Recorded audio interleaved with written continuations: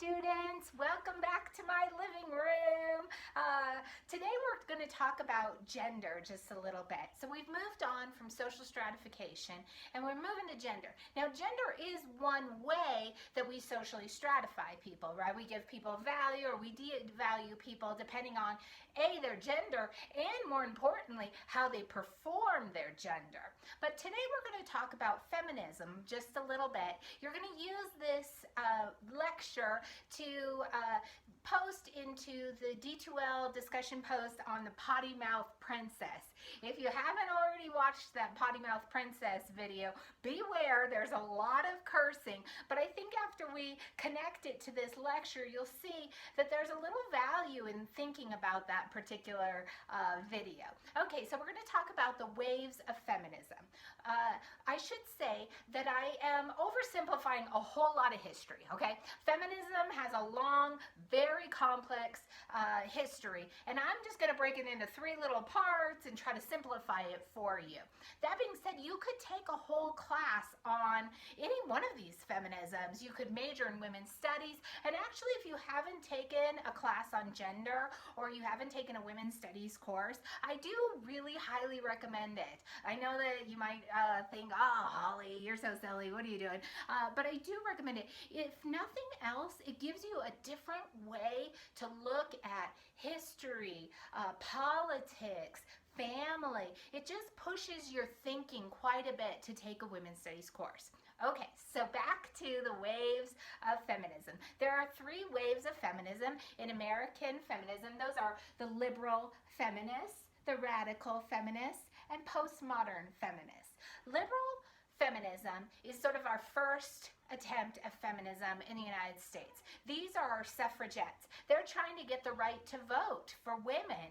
They're also trying to get other things like property rights and family rights, but mostly they're focused on the right to vote. And their perspective is that if women could just be like men, then we'll have greater gender equality, right? So they kind of want to be like men. Okay? Now, obviously, from a more modern perspective, like being like a man doesn't give you gender equality, right? It takes a whole lot more than just the way that you act. But remember, these people were focused on getting the right to vote, which that really would be like a man, and it would lead to greater gender equality. Okay, but next comes along the radical feminists. The radical feminists, they sort of take that liberal feminist paradigm and they swing that baby over to the other side, right? Because the radical feminists say that women, are better than men, right? This develops during the civil rights movement. These are our bra burning, even though nobody burned any bras, but these are our radical feminists. They get a lot done, but I'm going to write up here, women are better. Okay? Women are less violent. You still hear some radical feminists hanging out. Women are less violent. Women are kinder. Women are better nurturers. You'll hear a whole discourse around how women are kind of superior to men. And so they're kind of flipping the liberal feminist ideology on its head. They're saying, no, we shouldn't be like men. Men should be like women. Everybody should be like women because femininity is really better than masculinity. Okay, so that goes on for a while. These women get a lot done, right? This is the civil rights movement. These are all of the laws that protect us against domestic violence. These are laws that protect us in child custody and divorce. These radical feminists, even though we might not agree with their ideology, they are doers. They will go and they will fight for stuff, and they actually did that. And a lot of the rights that women have today are thanks to these radical feminists. Women in college, radical feminists got that work done. So these are doers, even if we don't agree with their ideology. Okay, so we don't agree with their ideology, I'm assuming, many of us. And so the next one is the postmodern feminist. The postmodern feminist kind of looks at this dichotomy between the liberal feminists and the radical feminists, and they say, you know what, this is all silly. Men and women aren't better or worse than the other, and femininity and masculinity, neither is good or bad, right? The postmodern feminists say that really gender is just a social construction. There aren't a whole lot of differences between masculinity and femininity or men and women. It's really just made up or constructed, right? So that's what I'm going to put. Differences are constructed.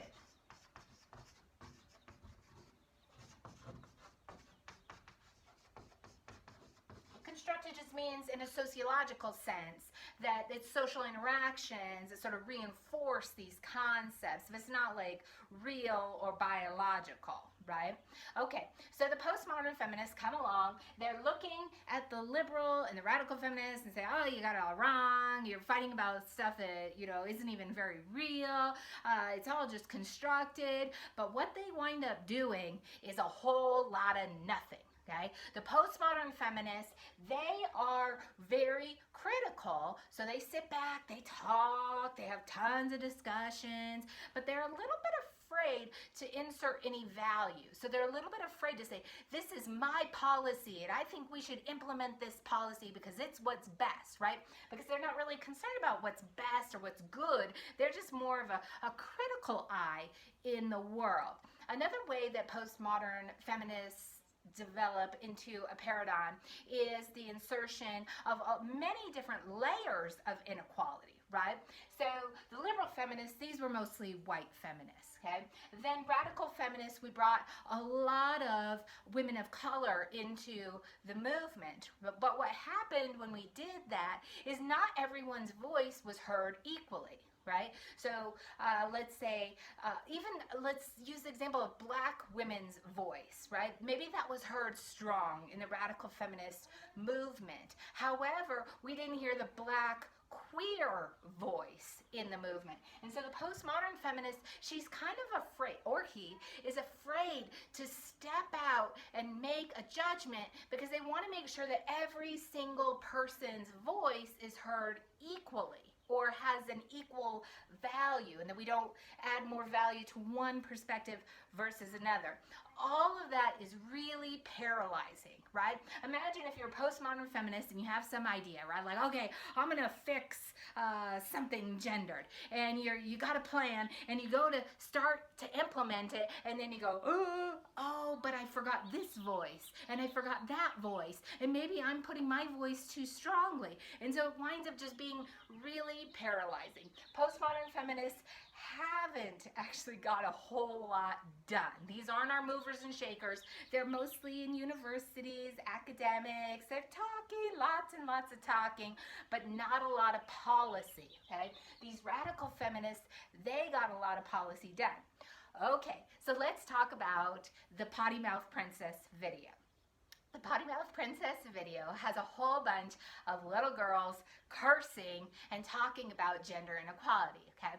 The first time I saw it, I was like, oh my gosh, I love this. This is amazing, wonderful, right? But then I was like, whoa, if I'm in my radical feminist voice, then I'm like, yeah, you're right, women are better, you know, men suck, and I'm all angry and all that, right? But then when I come down to my postmodern self, I'm like, ooh, did we just use little girls to make our point? I think they did. Watch it. You're going to be interested. Those little girls didn't have choice, do you think, in whether they participated? Probably somebody told them, hey, we're going to do this, and framed it maybe to make it seem fun.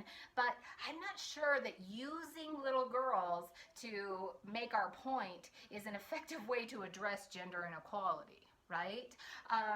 Another way to think about it is whether or not making people angry is a good way to go about it too, right? Because I laughed at the video, but when I showed the video to my husband, he is just kind of like, I didn't like that. That wasn't funny. That hurt my feelings, right? So we really created a little bit of distance between my husband and I when we watched that video. So the postmodern feminist sort of sits back and has a really good critique. That being said, the postmodern feminist isn't doing anything. So that's what I want you to think about for the discussion post, is which perspective is kind of more useful in different ways, or which one do you kind of land at? Are you more of a radical feminist, or are you a little more of a postmodern feminist? I'm a postmodern feminist. I don't get a lot done. I talk a lot, right? You guys know. But I have a girlfriend. She's a radical feminist. I love her, right? Anytime I feel like, oh, we're not doing anything, I can go hang out with her, and man, she's getting stuff done, and she's empowered, and she's passionate, right? And I can go and be passionate for a few hours, but then I go home and I'm like, ooh, but did we include everybody's voice? And was that really fair? And did we bring people into the movement, or did we push people away from the movement? Okay, all of that said, I can't wait to hear your comments on D2L. I'm looking forward to hearing from you. I hope you're well. Take care. Bye, students.